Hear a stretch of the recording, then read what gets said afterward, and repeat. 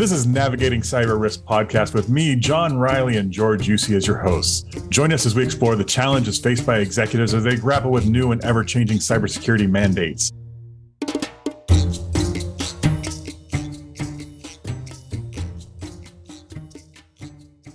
Welcome to another episode of Navigating Cyber Risk with Omnistruct and our amazing guests today, Mary Putnam. And Mary, thank you for joining us today. Thank you for having me. Glad to have you. So I'm George Usey and John Riley over here as well. And we're excited to have you all today. We really look forward to this discussion because we have quite a few things in common with Mary historically. And of course, we're here to talk about all kinds of different cyber risks as well. So we hope that you get some value out of this episode.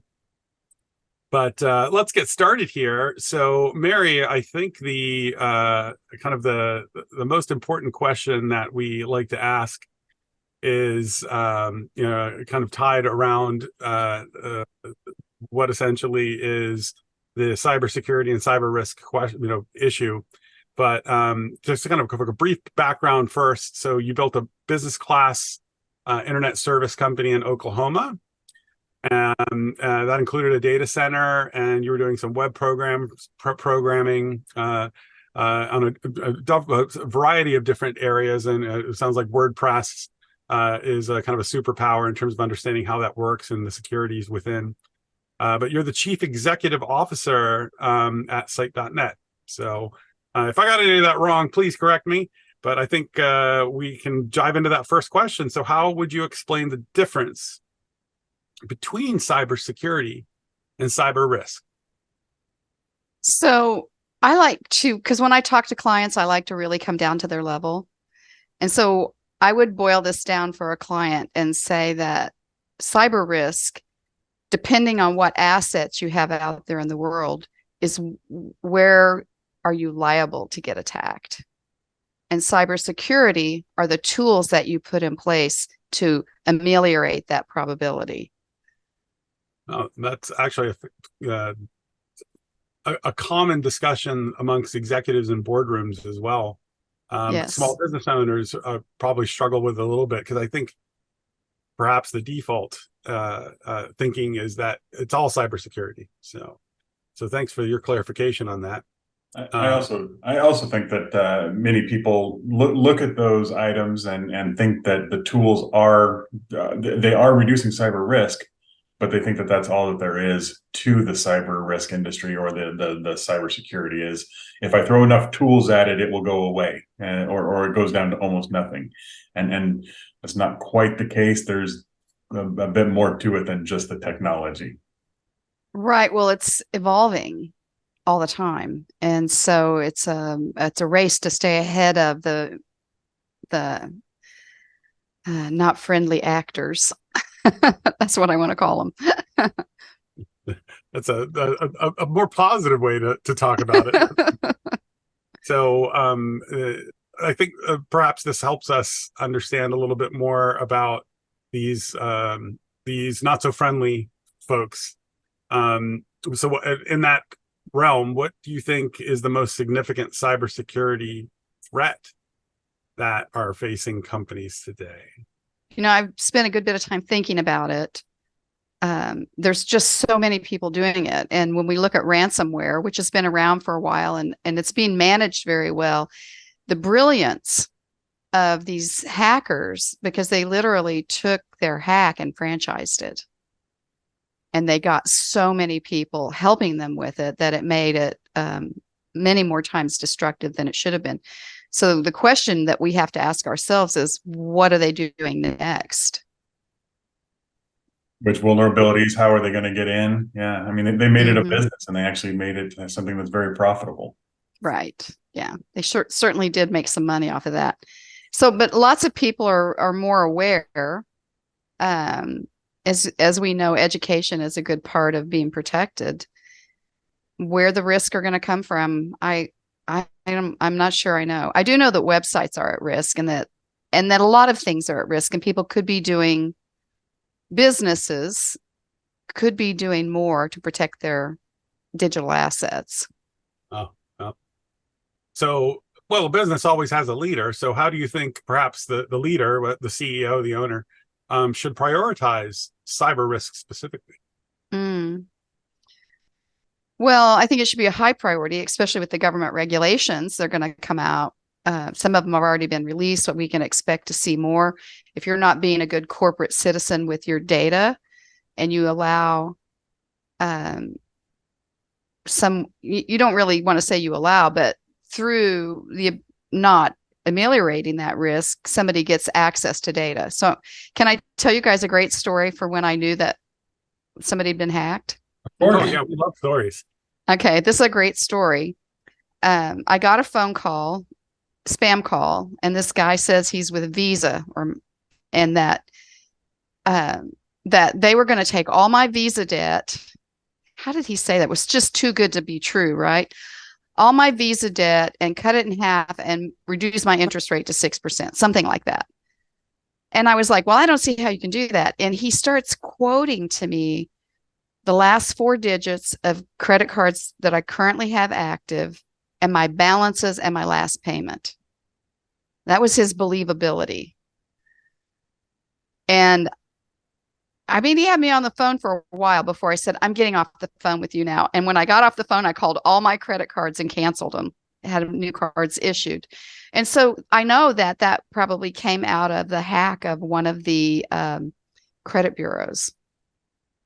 Then we hear later that a credit bureau. So in the meantime, how many people made transactions with them as a result of that loss of information? Yeah, and I don't think there's a technology tool per se that that could have prevented that interaction, that direct call straight to A direct you. call with all my everything but my social security number. They did not have that. I said, that's where I got him. I said, well, if you're Visa, then you have my social security number. So you tell me what it is. And he couldn't do it. There you go. Yeah. You go. Well, often the cybersecurity incident is or an attempt by a not so nice person isn't always targeting just the CEO, but other parts of the organization as well. So, but the CEO does like to delegate, or even the business owner might delegate some of these things to some of his or her senior staff. So let's talk about the person that's in charge of finance. So what do you think the person in charge of finance, how should they handle cybersecurity and cyber risk budgeting if they're tasked with their leader to, to kind of keep the reins on cost, but at the same time, keep us secure? Well, I'm pretty sure the CFO has a budget for risk, for all kinds of risk. And so this has to be a part of that. They need to look at the ROI, the risk that they're willing to take, and put a budgetary dollar figure, which is going to vary from very large corporations who have a lot of data to smaller groups who have smaller amounts of data. But they need to do something that's comparable to minimizing that risk. We don't want to say really how bad it is for people who their data gets distributed out there. And there's almost an attitude, well, they have all our data anyway, so why do we care? This attitude I've seen from time to time with people, and I don't think that's the point. I think we're asking people to erase the data. You've got people's data, now erase it, let it go, and let's put some controls in place that doesn't happen again. And so corporations are going to have to budget for that. And that is definitely the word right there, is putting controls in place. And that is where a lot of companies see that, and they squeam away from that. They get squeamish when you talk about putting controls on data. They get a little squeamish because they're like, I don't want to have controls on that. I want to be able to be more free with it, or use it the way that I want to. And I think that's one of the issues that's being pushed today with legislation and other things is you don't own that data, and it's not necessarily yours to do with what you want. I think we see evidence. I agree with you. We see evidence of that everywhere too. And what's interesting is that I think a lot of folks that controls, tech, let's put the tech. Granted that's true, right? But, in a situation where you have even the banking industry, like if you have a large transaction, a good bank gets on the phone with you and said, "Hey, is that real? That, we haven't seen anything that like this. This doesn't look right." But not all banks are perfect. So they have controls in place as well, but not, perhaps more aggressively because of the regulations they have to follow. But, ultimately, if everyone already has the data, right, I can understand why the perception would be, well, they've got it anyway, right? The reality is that I think that it's kind of these kind of emerging technologies that are coming out that we think are great are also the not so nice guys are also looking at that saying, how can I use that? So what kind of emerging trends do you believe will have a profound impact on cybersecurity as we kind of move forward here with this cybersecurity problem? That's a really good question. When you say emerging trends, for me, that means something that we haven't seen yet. That's right. Yeah, something we haven't seen yet. And I haven't spent a lot of time thinking about it, but I can tell you this, that I'm very concerned about anybody that's got access to large sums of money. I mean, there's data, and that has value in marketing and selling to other companies. But then there's that actual ability to permeate an infrastructure, let's say, of a bank and remove money from people's accounts. And that's one I've been worried about for a very long time. And I'm watching it for signs of that. I don't think that I think maybe some things have happened that we haven't heard about because they don't want to freak people out. Maybe that's a good word. But so far, so good, right? I have some friends in the banking industry. I haven't heard of anything so far. What have you guys heard? One trend that I've heard about is that, the bad guys are definitely, let's just call them the bad guys, right? Okay. They're kind of learning these lessons. If they go after big, big, big targets, right? That's a lot of big, big, big press they probably don't want. So we're seeing emerging trends where hackers are kind of targeting smaller targets that have lots of exposure, like smaller law firms, for example. And I know the American Bar Association was talking about how there's different kinds of, attacks that are more focused on a large volume of smaller businesses, because you get one and it doesn't necessarily trigger the media or trigger a lot of attention to the bad guy, which is what they want, right? So if I can get a bunch of small companies get, we're going to have be able to bring a little bit of money. But if I go after a little small law firm and I get all their case data, I can extort them, right? Because that's case data, right? So I know that's something the American Bar Association has been tracking, is how many attorneys have had this problem. And there's some stats out there that would be rather shocking. So like going after different target industries that then impact you because you chose a vendor, like an attorney who doesn't quite have their house right. Yes. Well, and beyond that, I mean, so when you talk about the finance, there recently, within the last year or so, there has been a fairly large rolling issue in the banking industry with something called the MOVEit ransomware virus that has actually been affecting a number of financial institutions and bringing them down and different things. I think it also, it happened with the U.S. government and some other ones. It was just a piece of software that caused some issues. So but you're right. They do kind of keep it down, and nobody's actually lost anything that we're aware of. How's that? So it's all covered. But it is happening, I think, to a certain degree. It's just we do need that confidence, though, in the banking industry to continue. Yeah, I think. And I'm sorry, George. Go ahead. Oh no, go ahead, Mary. Go ahead. Well, they're always going to go after something that has either notoriety, because there is a segment of that population that notoriety is why they're doing it, or money. So those are the two reasons they do it. I remember when I had the ISP, I had quite a few banking customers, and that was at a time when banking customers were getting ready to adopt online banking. They weren't doing it at that time. And meeting with the board of directors, I told them I would not build a website for them for their banking industry, but that I would help them evaluate other players in the market. And the chairman of the board looked across the room at me and said, if we get this software, can you guarantee me that I'm not ever going to get hacked? Oh, and I said, as long as they're hacking the CIA, nobody can make you that promise. Yeah. It's a risk. And so that was the question he was saying, what risk do I have? But we didn't formulate it that way. So hopefully all the banks now today are asking themselves, what risk do I have? That is definitely the case in heavily regulated industries, right? They're subject to more stringent regulations, but the average business owner, that CEO or business owner, I think all of them have that fear of that phone call that starts at the disaster. So there's a disaster journey that they go on they've never been on before. So what do you think that journey looks like for one of those business owners or CEOs? Well, so the journey would be, oh my gosh, we've been hacked. Okay, I'm going to go throw up right now.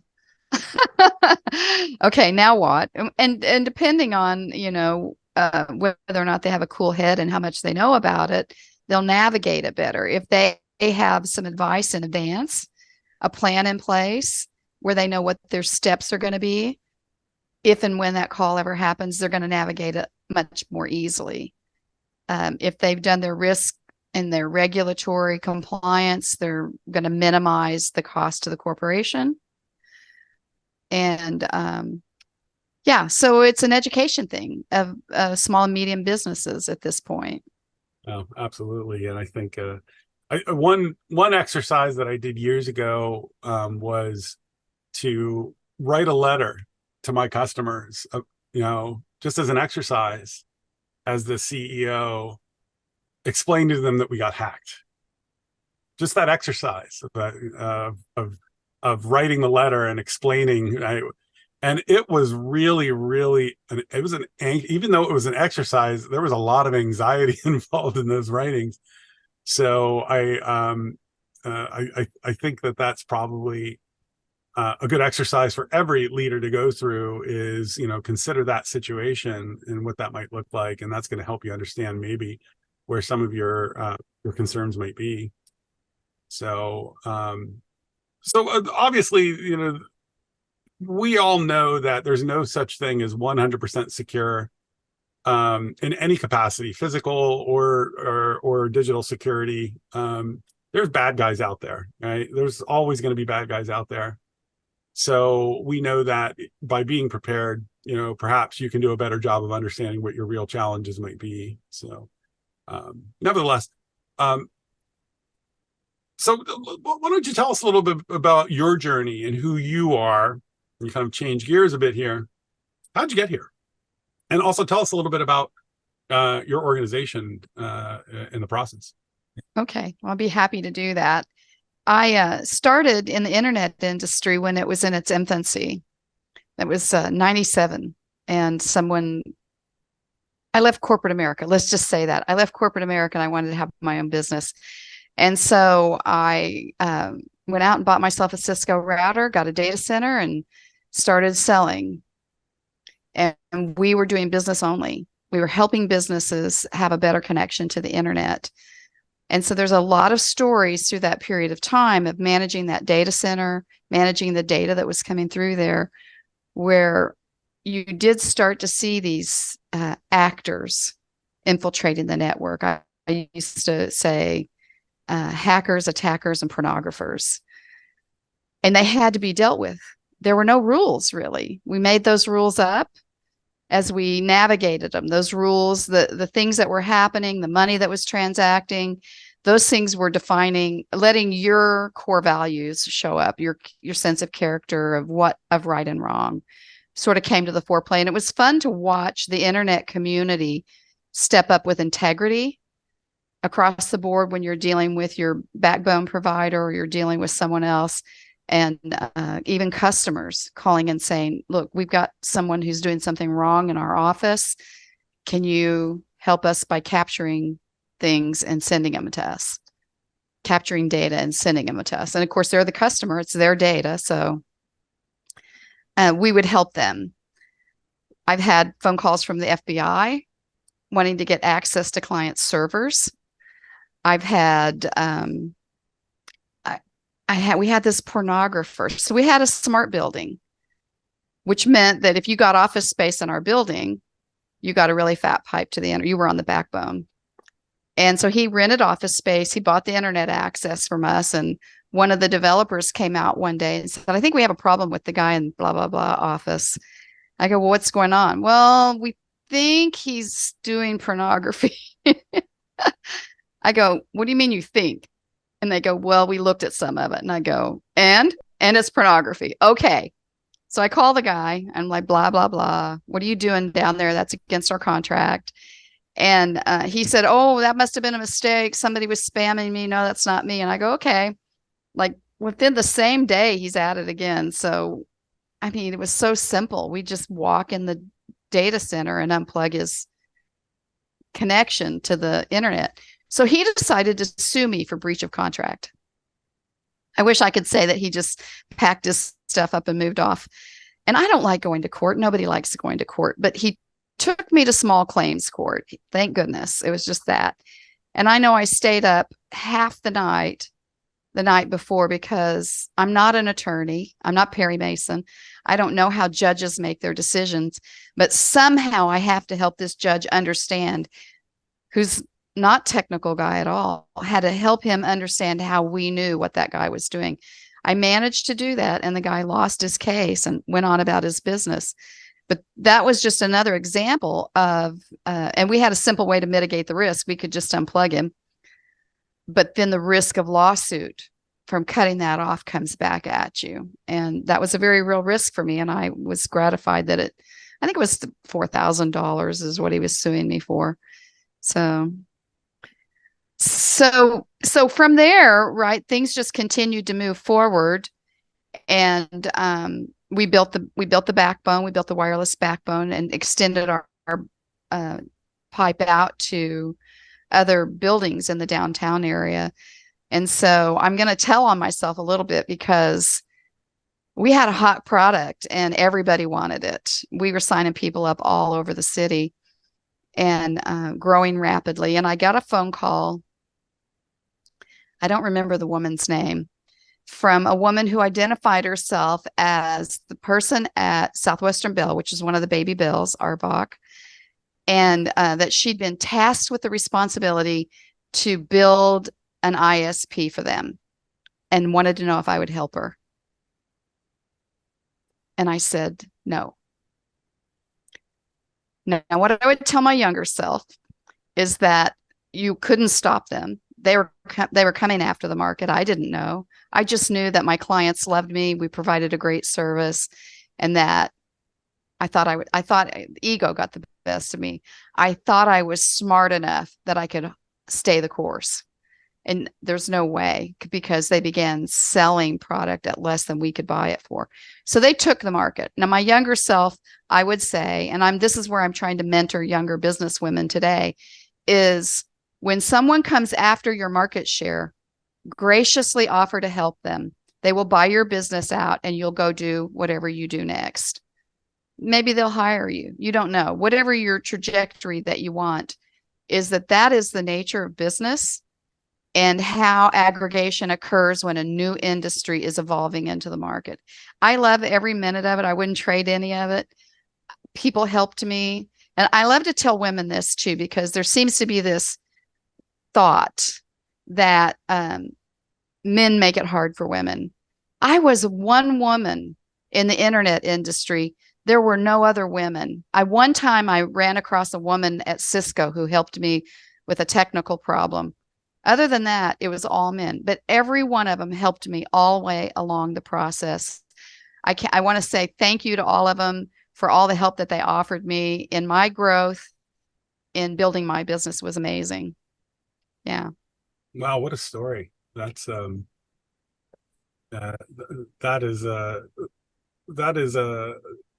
can understand a situation where another business comes after you But I can also relate to how a very large business, let's face it, a phone company is a big company, right? So for those of you that don't understand there's all these kinds of 3-letter, 4-letter, 5-letter acronyms that are out there, but these larger phone companies, they are, the internet's pretty much in private hands these days.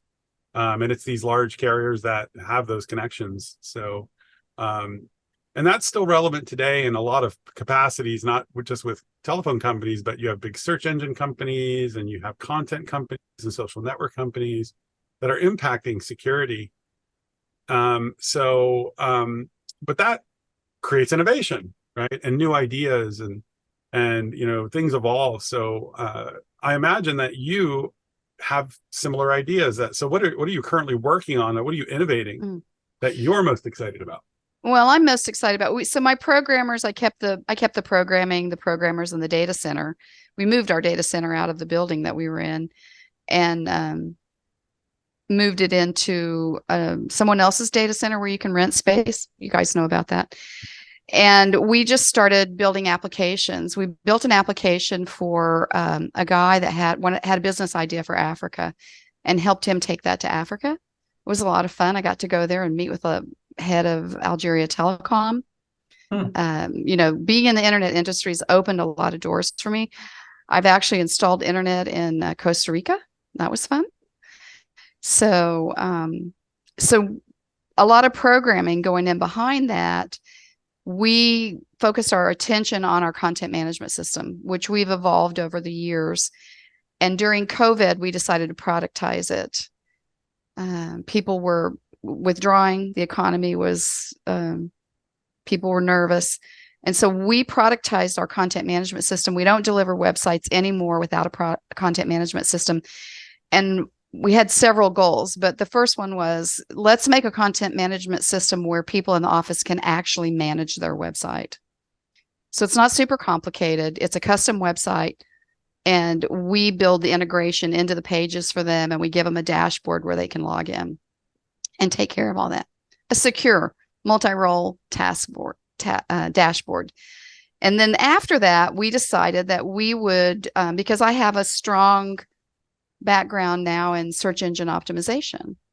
And so we know what all the rules are. So we decided, let's build the search engine optimization into the content management system. So people just know their keywords. They can either hire us to do it or they can do it themselves. And if everything's in the right place and you're consistent with your messaging, you're going to rank, right? There's a dependence on complexity of competition for it, but you're going to rank. And so then Google said, okay, speed is now a factor. So we built the speed into it. And then they've said security is a factor, but I really think the only thing that they're checking for is SSL certificates. Yeah. I don't think they're validating anything else. And so there's this broad range of things that could be solved. We've solved with our content management system. We've taken away their ability to clickjack, phishing on your website, things like that. So we're kind of looking forward to see what else is out there. As it comes available, we solve it. And when somebody signs up with us, they get our framework. So when those upgrades to the framework become available, that becomes a part of their website. So it keeps their website evolving. So I think that's a good thing, because usually 3 to 5 years, or 3 years, people are usually redesigning their website because the technology has fallen behind. Or becomes too open, honestly. I mean, if you're looking at other ones where you've got plugins that are being written by, thousands and hundreds of thousands of people, and maybe aren't necessarily being tested, or there's just bad ones that are out there that can open you up to more risk. I mean, everything that you add in, the more complexity that you have, the more there's that chance of having a hole. Yeah. Well, I've talked to a lot of WordPress developers. We're talking to them now about looking at our product and seeing how that fits in their product mix. They're very concerned about security issues. They've limited the number of plugins that they're willing to utilize in their development because of it, because they don't have time to, as a developer, to test all those plugins. So there's no agency with WordPress, right? It's a free and open platform. And so there's no agency verifying what's secure and what's not. Now, do you guys remember when GoDaddy had their big WordPress debacle? Yeah, Sure. that was a nightmare. And if you had a bad actor in one of your plugins, they'd just blow it out of your website and you had to deal with the fallout. So those are things that you don't want to wake up to in the middle of the night on Sunday night. You want to know that your website's secure. So a lot of people will do security audits. Our company will do a security audit of your website, and we'll tell you how you rank. We'll tell you what you need to look at, what you need to solve. Excellent. Yeah. So there's definitely a lot to process for business owners that have websites and that are struggling with those things. And I think a lot of the time that, we don't necessarily think about, what got people to where they are, and what is it they love, and what are the things that they do that kind of encourages them and drives their passion. So let's talk a little bit about that dynamic for you. What makes you tick? I want to learn a little bit more about you and how you got to where you are. So first off, we know that you're located in the Tulsa area, and I'm sure there's wonderful things to do there. But tell us a little bit about you and that journey on how you got started prior to the ISP. And oh yeah. Not to get into too much, but what's your why, really? I think for me, my why is I love learning. I don't think that there'd be any other industry that I could be in that would challenge my mind as much as this industry has. So that's one reason I love it. I love helping people and I love learning. So that is what drives me forward.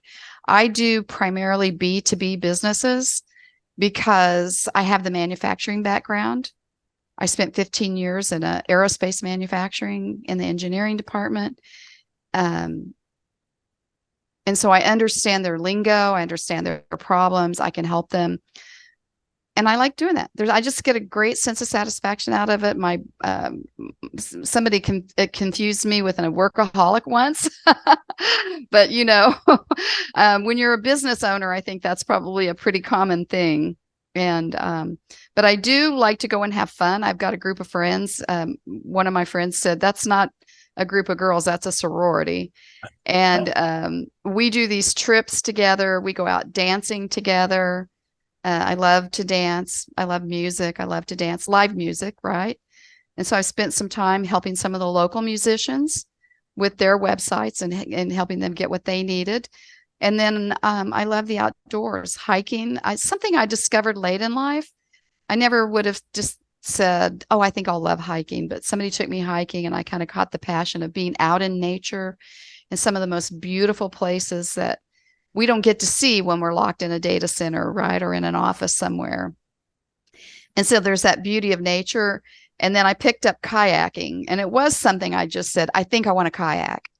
Now my son lives out in Phoenix, and he has a friend that can teach you to rock climb, kayak, whatever you want to do. He's the guy. And so I went out there, and he had Travis lined up, and we took kayaks and we went out for the day and kayaked around. Now that's lake kayaking. Have either of you been kayaking? Yes. Yeah. Okay. Lake or river, or maybe ocean? Lake and river. I've done both. We come from a place where whitewater rafting is more the bigger thing. So there are some kayakers that go do that as well. But so there's some class 3s and class 4s around where we grew up. So Wow. we would go out there and watch those people come down there. And my father also did my father also did the Green River. Like doing the class 5 rapids. I want to be clear about that. Yeah, I'm not doing that either. My father also went rafting down the Green River a couple of times. in an oarboat kind of thing, the raft, but oarboat by himself with the gear for other people. And yeah, so somewhat familiar with the concept and rivers and lakes and everything else. So. Yeah. So lake kayaking is great. I could go every Wednesday night. Where I live in Oklahoma, I can be at 3 or 4 different lakes within a 30-minute drive. And there's a guy, an expert kayaker. He wants to teach me to flip my kayak, go underwater and come back up. I'm like, no, I'm going to stay up here. And so, but that's lake kayaking. There's not a lot of moving water close by. And so the moving water is a thrill. It's the real deal because you don't have to, first of all, you don't have to work as hard and you get that little adrenaline rush when you get in some light rapids. And so earlier this year, my friend Romy said, we're going to go down to Broken Bow. There's a river down there called Mountain Fork, and it's got a waterfall. We're going to kayak off a waterfall. I wasn't real sure. I had to Google it and see some pictures of it. And I thought, okay, well, you're a strong swimmer. What the heck? What if you fall out of the boat? What the heck? And so we went down there, and I'm going to tell this. First of all, I always fall out of the kayak as soon as I put my boat in the water. I don't know why I do it, but I do. And so I got past that, and the water was pretty rapid. It was shallow, so I could get on my feet, but it was really rapid. Got back to my boat, and there were rocks jutting up everywhere. It was 4th of July weekend. There's a ton of people on the river. And so not only do you have rocks for obstacles, you had other people, you had moving obstacles, other people in kayaks that you had to navigate around.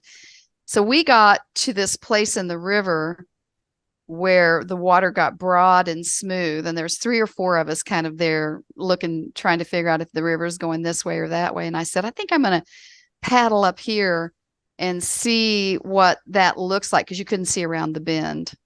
And they're like, okay, you go ahead and then let us know what it is. So I get up there and I feel the water get hold of my kayak. So it's moving, right? And I said, okay, yippee-ki-yay, I'm going. And so I just go down this chute. It was a great ride. It's downhill. It was smooth. There were no rocks. I get down to the bottom, and another kayak's coming by me without the person. So I'm trying to catch their kayak and push it back over to some people on the shore that were capturing the roving kayaks. And I had my back to the river, and I could hear running water. And I thought, I think that's a waterfall. I turned my kayak around, and I gave all my focus to the bow of the boat, and I let the water do the work. I didn't fight it, and it took me right over that waterfall without any problems. It was great. I was the first one over, and one of my friends came down without her kayak, but she had the spirit. She goes, let's do it again. So it's very exhilarating, and I can tell you that it builds your energy up in a way that you can't really, you don't really expect, but that you have that energy with you for days afterwards. And so I highly recommend it. That's an amazing. I love it. I've got to ask, so with the empty kayak that you noticed before you went over to the waterfall, was that your friend's kayak? Yes, it was. And we rode back to town together, and we're best friends now. So well, it's great that you said, you probably gave her the confidence. You made it. Let's do it again. Okay, now maybe you'll stay on the kayak. Yeah, that is really what a helper is about too. I mean, I guess there's some correlation there that, you have the, obviously there's different kinds of journeys in business and in cybersecurity and cyber risk and, building sites and whatever it is that you may be doing. There's always a helper there to help the other ones that are falling out of their kayak, so to speak. Yeah. And that's what gives them the confidence to build their business. Because I think, and whenever somebody's doing something for the first time, right, in my experience, like they see a class 5 rapid, right, even though it may be relatively trivial. So to somebody who's more experienced, and so sometimes it's about finding the right helper who can help you through things. So it was a great story, and it resonates with me in the sense of, you're helping, and that has value to a business owners that are out there. So it was a wonderful story to hear. So, yeah, thanks. But so, Mary, can you tell us a little bit about where people can find you? Oh, sure. Especially as a helper. Yeah. Well, we love helping people. And of course, we do have a website. We're on LinkedIn. Our company we rebranded this year. We got a new logo, DIY because our customers are writing it on the checks instead of writing out the whole company name. And so we rebranded, but the website URL is still DesignYourSite.net. And you can find me on LinkedIn as Mary Putnam. I'm pretty easy to find. I love helping people. If you have some problems you just want to talk about, you can schedule a meeting with me through my Calendly, and let me know what your problems are, and I'll see if I can point you in the right direction. See if I can get your kayak in the flow. All right, fantastic. Well, thank you so much, Mary, for joining us. We really appreciate your insight, and I've learned some things. I've got one more question for you before we wrap up. Okay. And that's that, we like to give our audience a final action item or something that, will actually, that they can go do. So if you were to give, one piece of advice or tip for reducing the regulatory and cyber risk to customers, what would that tip be? Well, I'm going to focus on the web design aspect of it, but there is a broader thing that they need to think about, but that is to get an assessment. Find out what your risks are with your digital properties, and then make a plan to put yourself on terra firma, so to speak, so that you don't have to lay awake at night wondering what could be happening. Definitely understanding what that risk is and what it could be. Right. We do offer security audits for websites, and you can find that on our website as well. Oh, fantastic. Fantastic. Hey. All right. Well, again, thank you so much for taking the time to join our Navigating Cyber Risk podcast. We appreciate your stories and your directive and advice, but most importantly, for sharing your journey, as we believe it helps our audience understand, how they can handle cybersecurity and cyber risk. So, and thank you to the audience. For those of you listening, if you did learn something today, please do tell somebody about our Navigating Cyber Risk podcast. Mary, again, thank you so much. And it wraps up this edition of Navigating Cyber Risk. It's been another great episode. We're your hosts, John and George, and we will see you next time. Thank you so much. Thank you, everybody. Thank you. Bye-bye. This was another amazing episode of Navigating Cyber Risk, powered by Omnistruct. Show us some love by subscribing and sharing today. Reach out to us with any comments, questions, or ideas about future shows by emailing us at podcast@omnistruct.com. Until next time, remember, governance is not a technology.